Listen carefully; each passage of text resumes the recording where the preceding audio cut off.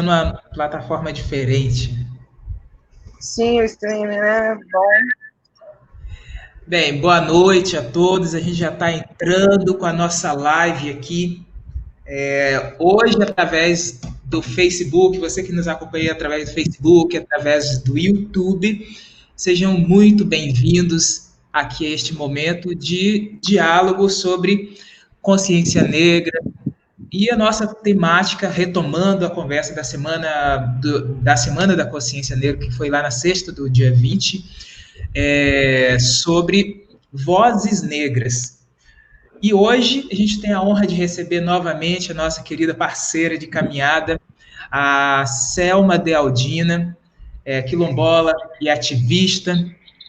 E eu também estou por aqui, Adriano Barbosa, para estar batendo esse papo sobre negritude, sobre consciência negra, sobre respeito.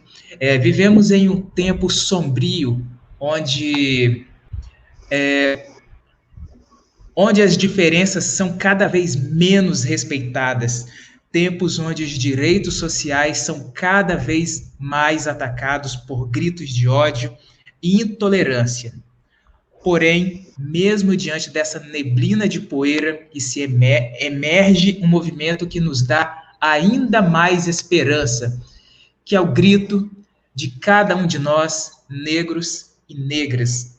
Selma, na Semana da Consciência Negra, nós tivemos um bate-papo onde eu comecei perguntando o porquê de se celebrar o Dia da Consciência Negra, né? Mas aí você falou, e depois daquele dia, outros acontecimentos vieram à tona. A exemplo do extermínio do povo negro, que antes já vinha acontecendo, e teve um fato novo, que foi o assassinato daquele senhor negro dentro do supermercado Carrefour, eu acho que em Porto Alegre. E aí eu fiz uma pergunta naquela ocasião da primeira live sobre: no Brasil existe uma espécie de racismo maquiado? Será que existe mesmo essa coisa do racismo maquiado, ou é algo assim tão escancarado? Adriano, boa noite a todos que nos acompanham. Quero agradecer pelo convite, agradecer ao Centro Cultural Araçá. Bem, Adriano, é bem oportuna a sua pergunta, porque eu estou numa reunião, saí aqui para vir falar contigo e volto para a reunião, que está falando exatamente do assassinato do Beto, né, que aconteceu no dia que antecede o Dia da Consciência Negra, em Porto Alegre, onde ele foi brutalmente assassinado por dois seguranças de uma empresa privada. E a gente precisa estar falando sempre, em pleno século XXI, ainda fazendo enfrentamento ao racismo, e no dia 20 de novembro, usando o 20 de novembro, fazer algumas reflexões, porque o racismo, ele é uma ferida aberta, ele é uma chaga aberta na sociedade. E a gente vai resolver isso do dia para a noite? Não, nós não vamos resolver. Então, os momentos que a gente tem de reflexão, e no Dia da Consciência Negra, isso é bem mais enfatizado, bem mais colocado, justamente porque enquanto tiver o corpo de um jovem negro estendido, de um homem negro estendido no supermercado ou em qualquer outro lugar, uma mulher negra que for vítima de feminicídio, ali estará a importância do Dia da Consciência Negra de fazer reflexões, porque o racismo não descansa, o racismo ele não é maquiado, ele é velado, ele é explícito, né? A gente vive numa falsa democracia racial, né? Então há uma falsa sensação de que nós aqui vivemos toda em cordialidade, isso não existe. Né? Nós vivemos num país extremamente racista. O Brasil ele é um país extremamente racista, e ele aplica seu racismo nas leis, nas legislações e na estrutura que é moldada o racismo. Então, o racismo no Brasil não é maquiado, é revelado. Sim. E existe aqui também no Brasil essa coisa do discurso de ódio, não é, né, que recentemente o que foi falado a respeito, eu acompanhei vários comentários sobre o caso do rapaz que foi assassinado pelos seguranças lá no Carrefour. Aí tinha gente que comentava, não era só o fato de ser negro, era o fato dele também ter sido alterado. Ou seja, as pessoas dele ter se alterado, dele já ter tido passagens na polícia antes. E aí eu fiquei imaginando, mas as pessoas têm essa mentalidade de ficar culpando, mesmo ele sendo a vítima nesse caso, essa vitimização da vítima, não é? Que acontece. E também o discurso de ódio. Tem gente que eu via comentários, só aconteceu porque ele era negro, realmente. Mas tinha gente que falava, nossa, só podia ser coisa de preto. Falas racistas, falas ignorantes, não é? Por a gente viver numa sociedade extremamente racista, como é o Brasil, então as pessoas acham normal, né? Nós somos 54% da população, e esse 54% da população não se vê refletido, seja no campo de decisão, seja no legislativo, no judiciário, no executivo, seja nos bancos, na gerência. Então, você não vê essa grande maioria negra, essa massa negra representada nesses espaços. É óbvio que a gente defende todas as vidas humanas, elas são importantes, fazer uma defesa da natureza, dos animais, tudo para nós é importante. No entanto, é preciso fazer reflexão quantos homens brancos foram assassinados no Carrefour, né? Quantos homens brancos, quantas crianças brancas caíram de um prédio de 9 andares sobre o cuidado? Quantas crianças brancas levaram tiro de fuzil, voltando à festa do aniversário? Quantos carros de pessoas brancas foram alvejados por tiro? Mesmo que aquela pessoa branca estivesse no carro roubado. E o negro no seu carro teve que provar que é seu. Então, é desse lugar que a gente fala. É desse lugar que a gente vem falando. Então, é tudo muito mais complicado e tudo mais velado. E nós, negros, estamos nesse lugar de vulnerabilidade. Não é mimimi, não é vitimismo, é a realidade que acontece com os negros no Brasil há muito tempo. E agora não é diferente. A diferença é que agora as pessoas estão fazendo isso à luz do dia. A gente assistiu hoje no jornal da TV Gazeta, agora meio-dia, um entregador, motoboy, foi agredido fisicamente por um playboy de Colatina. Que cor que é esse playboy? Uma pessoa branca, lutador de MMA ou de jiu-jitsu. Então, ele bateu, espancou um trabalhador. Não é a primeira violência dele, ele já foi denunciado outras vezes por violência. Né? Ele já foi denunciado outras vezes por violência. E a polícia que chegou ao local chamou advogado para acalmá-lo. E ele só desceu do apartamento com o advogado depois de ser acalmado. A polícia teria que ter a mesma atitude se fosse com o homem preto? Não. A polícia teria a polícia teria invadido a casa, quebrado a porta e ter pego a pessoa lá. Então, está falando de diferença de tratamento. Então, não se trata da mesma forma. Né? Obviamente que você, homem negro, vai ser parado pela polícia, foi parado pela polícia, será parado pela polícia, porque não pode andar tranquilamente. O que um jovem branco, na sua mesma idade, pode andar tranquilamente, que ele jamais será parado. Pelo contrário, é bem provável a polícia pegar ele, botar na viatura e levar até a porta de casa. Entendeu? Então, é isso.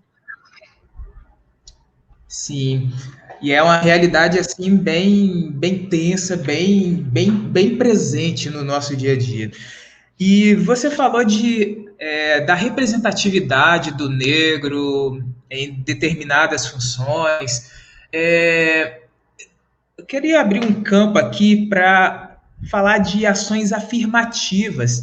Você é a favor ou contra, vamos supor, cotas em universidade? Ou isso é um certo pagamento por todo o sofrimento, um certo reconhecimento por uma dívida do período colonial, do período atual?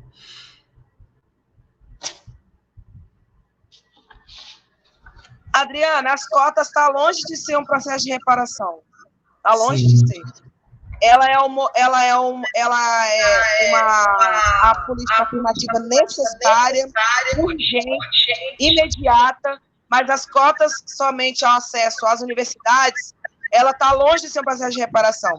Porque nós precisamos do mercado de trabalho, nós precisamos dos negros na política pública, precisamos ter os negros no judiciário para evitar decisões como essas.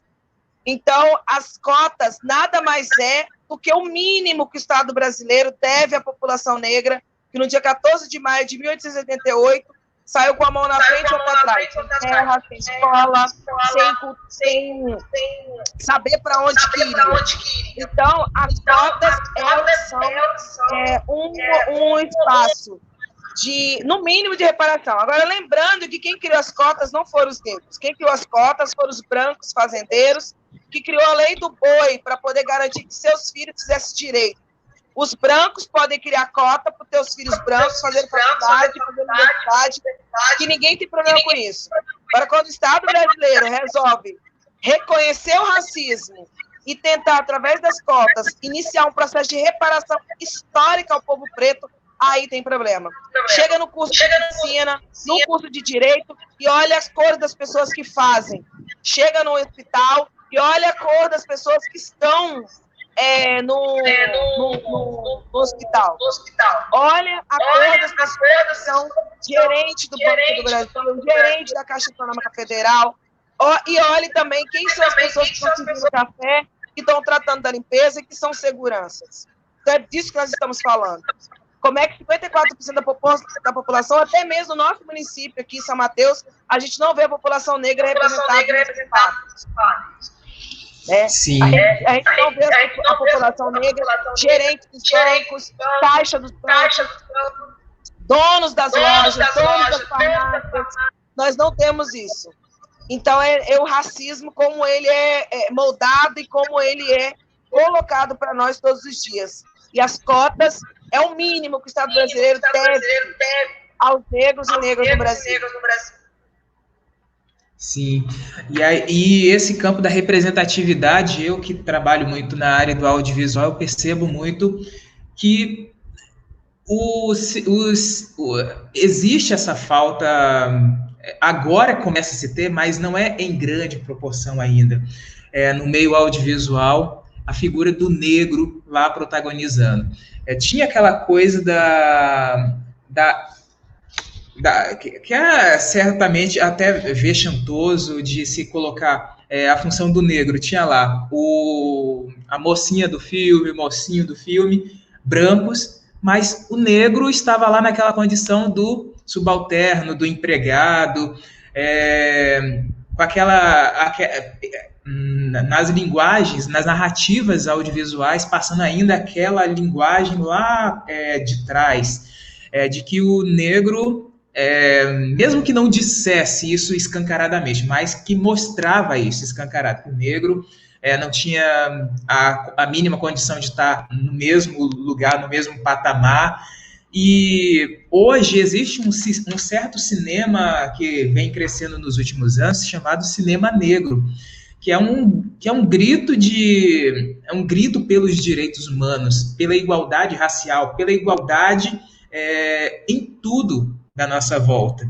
E aí eu vejo aqui no estado do Espírito Santo, agora em especial Vitória, que já tem um grupo que trabalha com o cinema, negro, voltado só para as narrativas do folclore, da cultura afro-brasileira, e também, pegando a nível de Brasil, a gente vê que ainda é pouco a representatividade do negro nesse sistema audiovisual, mas a gente consegue ter algumas. Aí a gente abre o campo também para o jornalismo, para a publicidade, para outros campos, e tem também a nível de mundo. A gente lembra agora, recentemente, morreu o ator que fazia o Pantera Negra, que na sua morte foi muito lembrado. E se não fosse. E o incrível é que depois que ele morreu, que muita gente foi ficar assim, sabe, nossa, o Pantera, muita gente tinha aquela visão do filme, mas ele como pessoa, eu acredito que não era uma realidade assim de pensamento de muita gente, né? Eu acho que assim como em todos os campos, na sétima arte não é diferente. Eu acho que todos os papéis são importantes. Zezé Mota, Cris Viana, Thaís Araújo, Camila Pitanga, Léa Garcia, Ruth de Souza, e tantas outras atrizes negras que contribuíram para a televisão, para o cinema. Lázaro Ramos vem fazer o divisor de águas na televisão brasileira. O Lázaro teve papel fundamental. Os papéis são todos importantes, óbvio, porque muitas delas começaram. Agora, o que não pode ser repetindo sempre, né? Então, o que a gente tem hoje o que a gente precisa ver é representação. A gente precisa ver essa população negra no meio. Não dá para a gente ver a Maju Coutinho lá no jornal hoje e achar que está tudo resolvido porque ela chegou lá. Não. A redação dela é toda branca, os demais repórteres são todos brancos, com exceção de, é óbvio, tem Zileide Silva, tem Glória Maria, tem outras companheiras, Flávia Oliveira, que estão lá, mas ainda é um número pequeno em dimensão do que isso representa. Né? Com a morte do Goldman, que é o ator que fazia o Pantera Negra, o Rei T'Challa, né? Ele foi um filme que mexeu com a identidade, que mexeu com a autoestima de meninos negros espalhados por todo o planeta, que viram ali que era possível um super-herói. Né? E o antagonista, que era o Michael Jordan, ele também foi importante, assim como todo o elenco, o Leongo, tantos os outros atores importantes para a sétima arte. Mas a gente não pode achar que chegando lá, que resolveu. Não, precisamos que mais sejam e ocupem esses lugares, né? A gente precisa se ver. Nosso povo é um povo bonito e que se quer ter esse direito de se ver na televisão, se ver no cinema, ter a oportunidade, disputar as editais com igualdade, né? Porque cinema no Brasil, durante um bom tempo, foi feito para amigos, né? E para amigos de amigos, não foi edital. Exatamente. Honrar a memória de Sócio Google, que foi um dos primeiros atores, assim como Antônio Pitanga, Cosme Santos e tantos atores negros importantes para a teledramaturgia brasileira, para a história do cinema, da novela, das minisséries brasileiras. E é bom também ver renascendo um novo time, mas ainda é um número pequeno. No elenco de 40 pessoas, você tem 2 pessoas negras. Né? No elenco de 60 pessoas, você tem 2 pessoas negras, ou o movimento negro tem que entrar na justiça para obrigar a novela a colocar personagens e pessoas negras. Então, isso é tudo muito difícil, né? Então, não é fácil e isso a gente precisa estar resolvendo. Sim. Queria trazer essa nossa conversa aqui para a nossa região também. Você é uma ativista quilombola, E uma pergunta que me mandaram naquela outra live foi sobre a invisibilidade da mulher quilombola, a mulher. Existe essa invisibilidade da mulher negra, a mulher que é quilombola, e a invisibilidade da mulher negra na política também. Qual é esse paralelo que se tem nesse eixo que nos mandaram aqui? Bom, primeiro é que eu acho que as mulheres pretas, elas ocupam o lugar que quiser, né? Todo poder emana do povo preto, todo poder emana das mulheres negras, da luta feminista, da luta antirracista, da luta de combate ao machismo e todo tipo de racismo, violência, opressão que é feito pela essa sociedade que é extremamente racista, machista, patriarcal.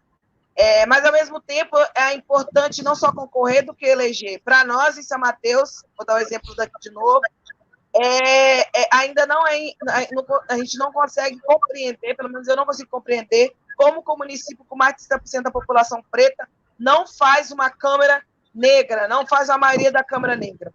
Porque eleger pessoas que se autodeclaram preto não significa que elas são comprometidas com a pauta racial. Não significa que elas vão fazer algo pela questão racial. Porque é muito cômodo se declarar preto pelo fundo partidário que se tinha, alguns que conseguiram acessar, a maioria nem isso. Então, a gente viu muitas pessoas começarem a se declarar preto porque o STF determinou, porque tinha recurso, ou pensaram que tinha recurso.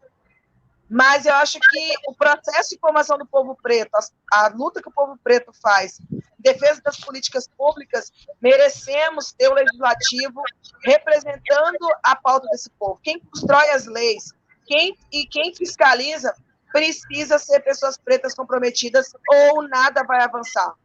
E as mulheres, elas vêm ocupando esse espaço. A gente teve Camila Valadão eleita eleita vereadora em Vitória, tivemos Elane Mineiro, mulher preta eleita em São Paulo, tivemos Dora eleita no Paraná, tivemos uma repercussão de mulheres negras e de homens negros, comunidade LGBTQI+, representados nessas eleições. Mas ainda é pouco, diante do que essas pautas representam e diante do que esse povo representa, com suas lutas, bandeiras, suas cores, seus amores, dentro dessa conjuntura toda que é a estrutura do Brasil. Sim, e a gente, desde a outra live, a gente está tentando falar dessas vozes negras que, por mais que a vida seja difícil, luta, insiste, persiste, a caminhada não é fácil, a gente luta e briga pelo nosso espaço também. Quais são essas vozes negras? Qual é a voz negra? Ou qual o grito que se deve se ter diante dessa disparidade, dessas desigualdades que a gente encontra na sociedade atual? Primeiro, que as nossas vozes não devem ser silenciadas e caladas nunca.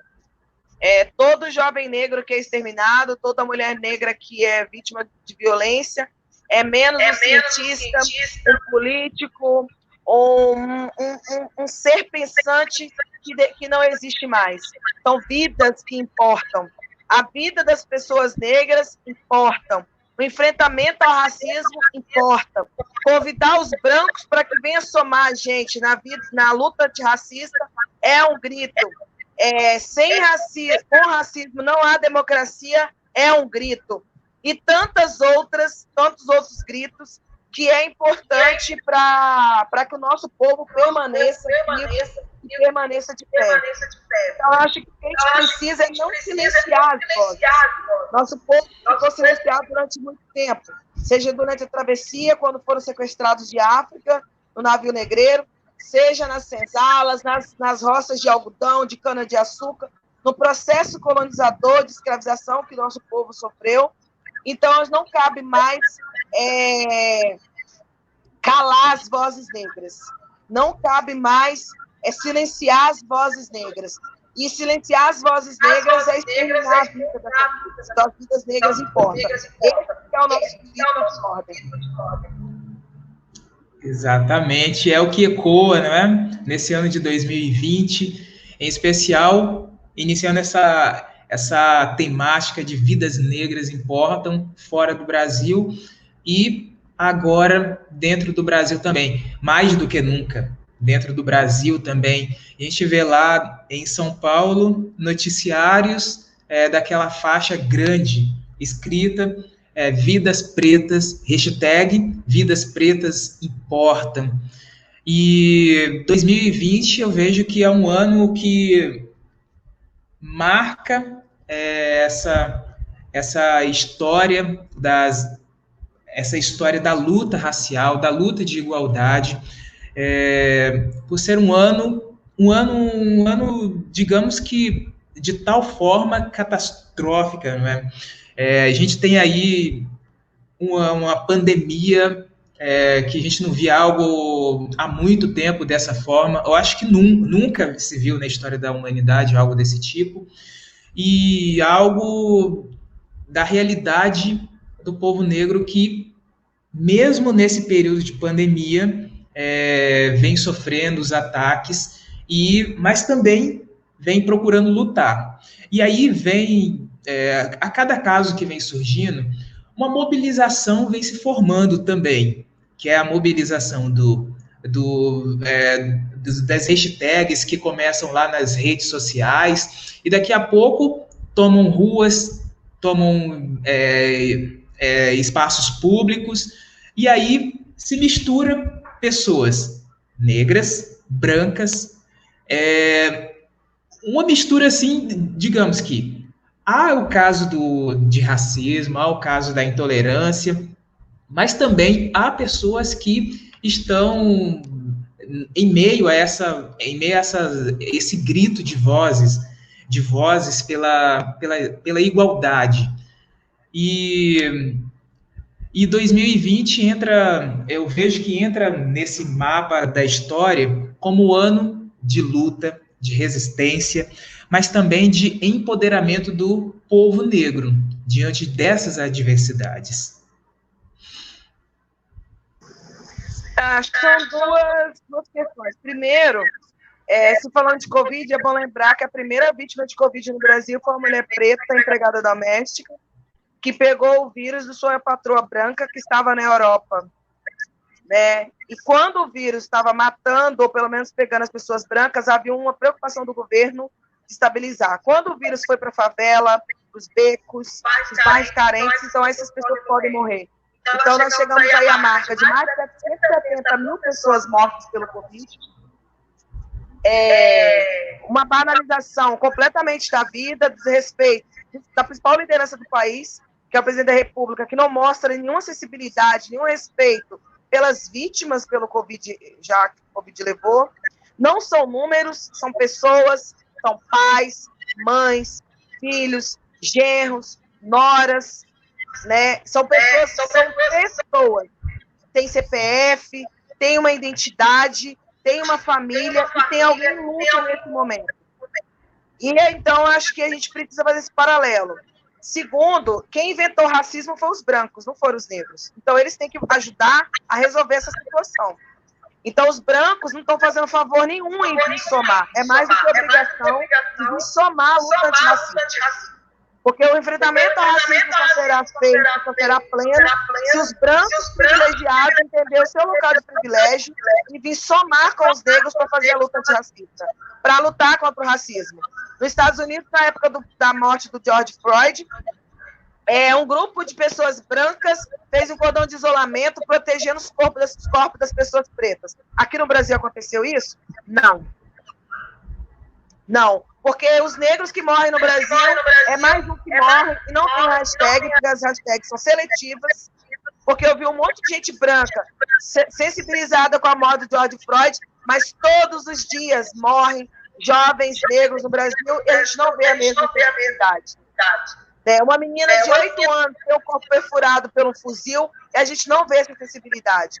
Marielle Franco foi morta e a gente não vê pedido de justiça, mesmo todo mundo sabendo quem mandou matar, quem matou, quem por trás do assassinato de Marielle Franco e Anderson. Então, é disso que nós estamos falando. Então, 2020, ele entra como um ano diferente, porque não houve treino para a gente poder ultrapassar esse momento. Mas também é um ano que nos tira do nosso... de olhar para fora da bolha, de como é que está se dando tudo. Mas é bom dizer que o movimento negro vem lutando há muitas décadas, inclusive para nós dois ter direito de fala, e que em outro momento não seria possível. Duas pessoas pretas conversando. Então, a luta do movimento negro vem desde sempre. Nós somos herdeiros de Zumbi dos Palmares, herdeiros de Dandara, de Sacibagaba, de Conselho de Angola, de Luísa Maim, de Luiz Gama, de tantas pessoas pretas e pretos importantes para a luta no Brasil. E nós descendemos desses guerreiros, descendemos dessas guerreiras, desses heróis e heroínas que foram fundamentais para que nós tivéssemos vozes, que as nossas vozes negras não fossem silenciadas, que nós pudéssemos estar falando em pleno século XXI, inclusive pedindo respeito por uma parte da população que sustentou, criou esse país, que são os corpos excluídos hoje da sociedade. Né? Então, todo o privilégio que tem, ele certamente vai se somar na luta antirracista. Ele vai se somar na luta do enfrentamento ao racismo. Porque se um branco entrar no restaurante e não ver uma pessoa preta, não se incomodar com aquilo, porque ele privilégio, ele quer que permaneça. O racismo é uma teta com sangue. As pessoas tiram vida, o racismo mata, o racismo violenta, o racismo estupra, o racismo comete todos os tipos de atrocidade contra os corpos pretos desse país. E nossas vozes não devem ser silenciadas, denunciando isso sempre. Então, a gente convoca os brancos conscientes que venham somar a nós no enfrentamento ao racismo. Mais do que necessário, né? E um outro ponto que eu queria abordar com você, a respeito das políticas públicas. Aqui no Brasil, existem essas políticas públicas, de fato, que põe o negro, de fato, no lugar que ele deve estar por direito? Sim, as cotas é uma política pública. Os programas sociais é uma política pública. Os municípios, a grande maioria dos municípios brasileiros não deveriam se tivesse a aposentadoria e os programas sociais.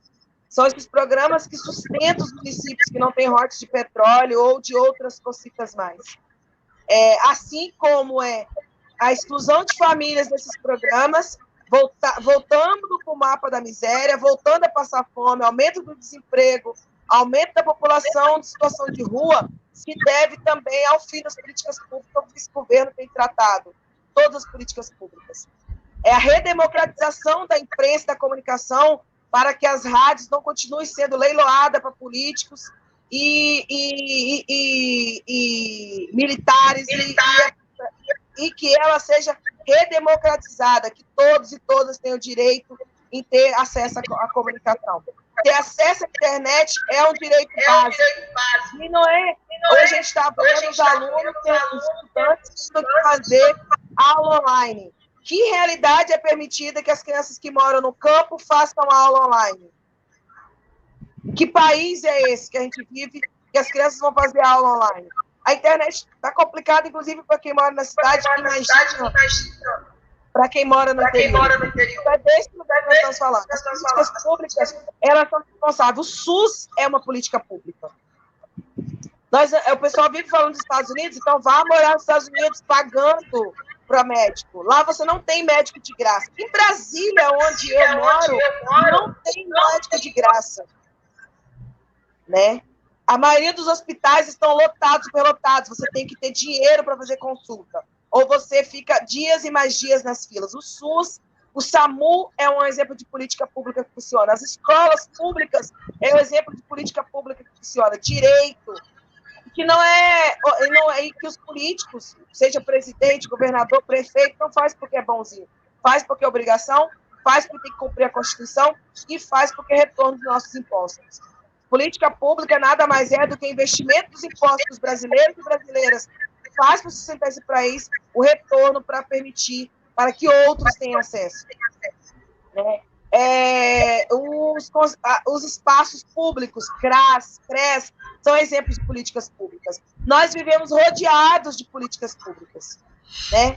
Quando você sofre um acidente, não é a ambulância particular que vai te buscar, é o SAMU, que é público. Quando você vai doar sangue, você vai doar sangue no Hemocentro, que é público. Quando você vai cuidar do câncer no Hospital de Santa Rita, é um hospital pago com dinheiro público. É disso que nós estamos falando. Então, não existe nada que nós façamos que não tenha a política pública envolvida no meio. Sim. E eu acho que esse bate-papo aqui, muita gente adorou na primeira live. Eu tenho certeza que muitos estão gostando desse segundo momento aqui também. Esse momento é importante da gente estar debatendo esses momentos aqui. E eu vejo também as organizações da sociedade civil, aqui o caso do Araçá. Araçá, que São Mateus, como você bem falou, no estado do Espírito Santo, é a cidade com com a maior população negra. E aqui dentro da instituição, mesmo com muitas dificuldades que são impostas por governantes da esfera municipal, estadual e até nacional, aqui se trabalha também, em outras instituições sociais também, se trabalha muito essa coisa das políticas públicas, das políticas integradoras, das políticas de favorecimento para que a cidadania, de fato, ela aconteça. E aqui, principalmente a cultura afro, as culturas afro são preservadas, as danças tradicionais, entre outras artes que vieram com os nossos ancestrais. Aqui dentro do Araçá, a gente sempre abriu esse espaço. O Araçá, sabendo dessa história de São Mateus, situado em meio a essa história, vamos preservar, vamos manter tradições, por mais que seja aqui no nosso canto com os alunos, com as crianças, adolescentes e jovens, mas a gente vai dar um mínimo de consciência a eles de pertencimento, que são negros, sou negro, de saber dessa importância de que se é negro, sendo que boa parte dos alunos da instituição são negros. Sim, o Araçá tem desempenhando aí durante toda a sua existência um papel importante para a juventude negra, né? Vem empenhando um papel importante para as famílias negras. Estamos falando do município, mais de 60%, 70% da população é negra. Estamos falando do município, que é o quinto mais antigo do país, que é o município com a população mais negra no estado do Espírito Santo. Então, o Projeto Araçá tem feito a diferença, inclusive, para formar pessoas, para formar cidadãos, para formar consciência de classe, raça e de gênero. Então, o Projeto Araçá, durante esse tempo, tem prestado serviço de suma importância e fazendo muito no ativismo, né? Porque nem sempre, às vezes, tem um reconhecimento do poder público. A gente já viu várias ações, várias atividades, várias chamadas do Projeto Araçá para que contribua para que o projeto continue funcionando, porque vidas negras, vidas jovens negras foram salvas graças a esse projeto. A juventude teve um caminho de alternativa para ir para o Araçá. Eu tive vários amigos que passaram pelo Araçá, que do Araçá fizeram estágio na Petrobras, que do Araçá fizeram estágio em outros espaços.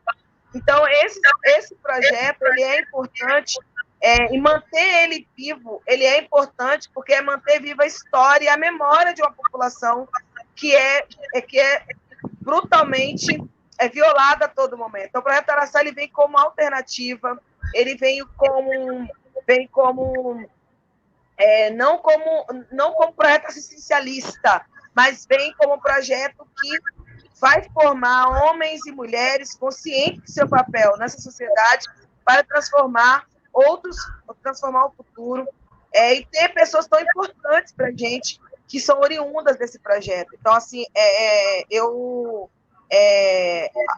acho, não, tenho certeza, que o Projeto Araçá transformou vidas. O Projeto Araçá deu oportunidade. O Projeto Araçá fez o que a gestão pública não fez, né? E faz no ativismo, com a cara e com a coragem, né? Fazendo enfrentamento diário para manter suas portas abertas. E 26 anos de muitas lutas, conquistas e vitórias. As vitórias, como dizem as nossas sócias fundadoras aqui, a Pen e a Lena, são a transformação de vidas, de meninos e meninas que pretos, pobres, que não teriam condições de custear por seus estudos, por atividades culturais, e aqui tem-se um pouco desse momento de transformação da vida.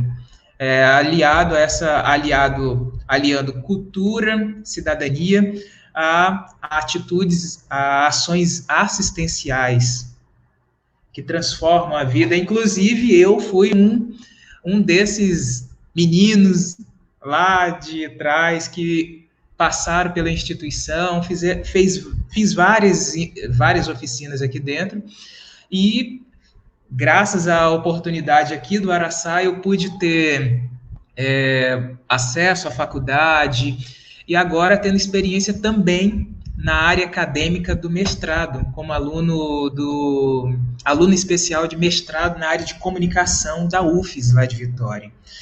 E é prazeroso estar aqui, contribuir com essa instituição que, mesmo lutando para sobreviver, ajuda muito bem a transformar a vida de quem mais precisa. E acho que nosso bate-papo aqui está bem legal, mas a gente vai dar uma pausa aqui, terminar ele. Eu quero agradecer a Selma. Selma está em outro compromisso e fez a gentileza de retornar aqui com a gente. Selma, foi um prazer estar com você naquele dia 20, dia importante, Dia da Consciência Negra. Um dia com aquela live que foi muito elogiada por quem assistiu, e acredito que essa também deva ser muito elogiada, porque é uma temática diferente que está sendo trabalhada, pelo menos aqui para nós do Araçá. O Araçá, ele sempre, questões étnicas, raciais, sempre fizeram parte da trajetória do Araçá.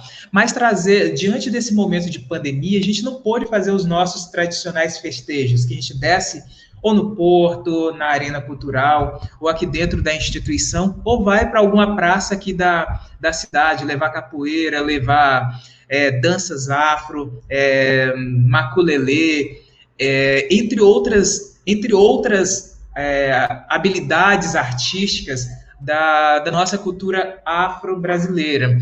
E, em meio à pandemia, o que nos restou foi: vamos celebrar este momento como em todos os outros anos que se passaram, porém, dessa vez, no meio virtual. E convidar alguém que tenha bagagem, que saiba da nossa existência, que saiba desse sistema todo e que é importante dentro desse sistema também. E aí veio a ideia de convidar você.